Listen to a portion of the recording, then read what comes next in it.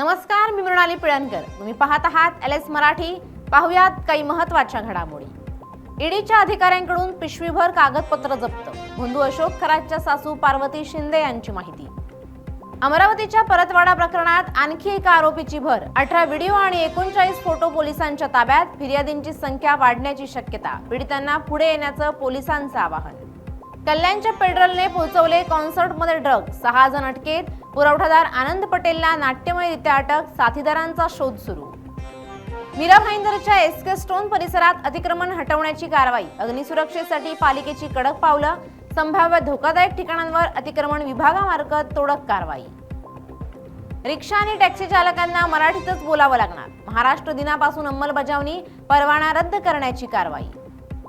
रांजणगाव श्री महागणपती मंदिर 15 एप्रिल ते 31 जुलैपर्यंत बंद. जतन आणि दुरुस्तीच्या कामांमुळे मंदिर भाविकांसाठी बंद ठेवण्यात येणार. मुंबईचा पारा 36°C. मोसमातील कमाल तापमानाचा पहिला उच्चांक. राज्यभरात चटके कायम. अकोल्याचा पारा 44 पार. पाटस टोल नाक्यावर कोयत्यानं तोडफोड. 1 कर्मचारी जखमी. 6 जणांवर यवत पोलीस स्टेशन येथे गुन्हा दाखल. निर्यातीअभावी उन्हाळी कांद्यांचे दर गडगडले. कांद्याला सरासरी 2000 ते 2500 रुपये प्रति क्विंटल दर अपेक्षित असताना नाशिकमधील प्रमुख बाजार समित्यांमध्ये जेमतेम 900 ते 1300 रुपये प्रति क्विंटल दर. शेतकऱ्यांच्या घामाच्या पैशांवर पीक विमा कंपन्या मालामाल. 9 वर्षात कमावले 73,630 कोटी रुपये. राज्यातील आकडा 16,300 कोटींचा. या होत्या आताच्या घडीच्या काही महत्त्वाच्या बातम्या.